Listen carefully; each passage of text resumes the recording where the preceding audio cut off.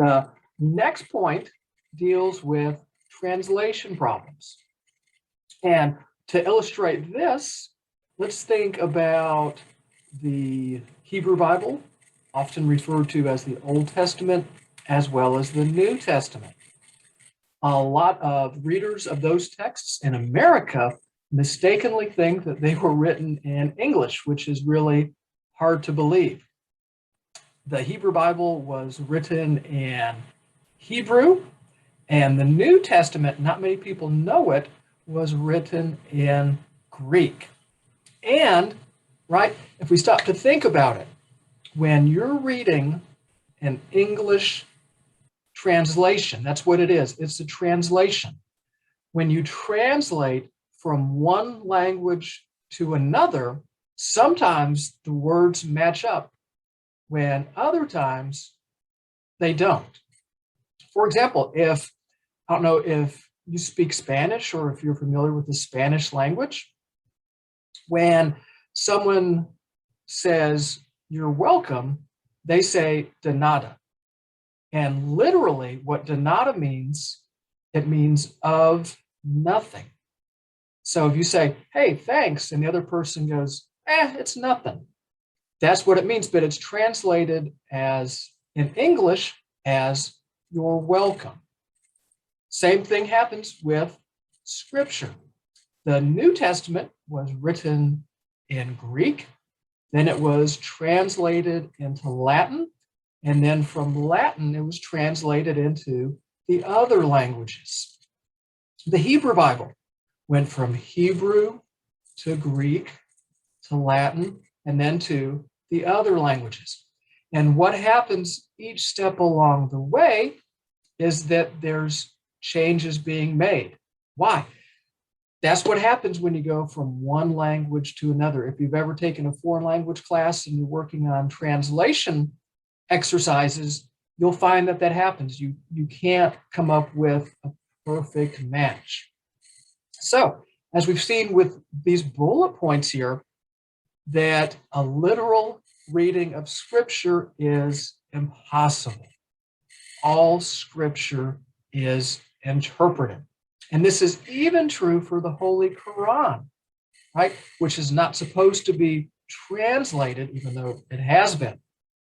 So what happens is that different faiths realize this, so they come up with what's called secondary scriptures.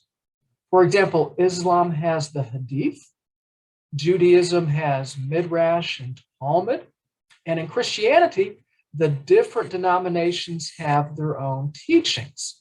So what would happen is if you were reading through your scripture and you came to a passage there and you're like, wow, what does that mean?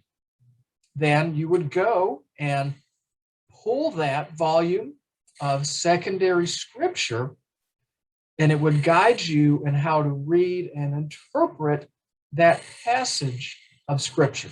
And these are some visuals here of some different secondary scriptures. The top, that's the Hadith, all those different volumes there.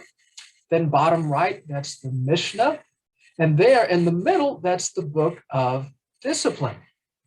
The Book of Discipline is secondary scripture for, if anybody knows, for the Methodist Church. Now, regarding Christianity and all the different denominations, this is why the different Christian denominations love to pick and bicker with each other, is because of the differing ways that they interpret scriptures. It's all based upon interpretation. Then, lastly, we encounter creed. The word creed comes from Latin credo, and that means I believe.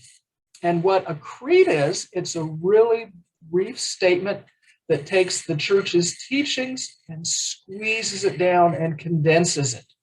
Not every religion has a creed. Christianity does, right? For example, the Nicene Creed, the Apostles' Creed, that's what the visual here is depicting. This is an icon, a Greek icon of the Nicene Creed. which came about during the Council of Nicaea. And then Islam also has a creed. And then wrapping up, you should be able to go in and not only define these terms, but also speak intelligently about them. So we're not just worrying about memorizing things here, that we're interested in building knowledge. So be sure that you're building the knowledge with all those different terms. So until we get to be together again, be well, do good work, and keep in touch.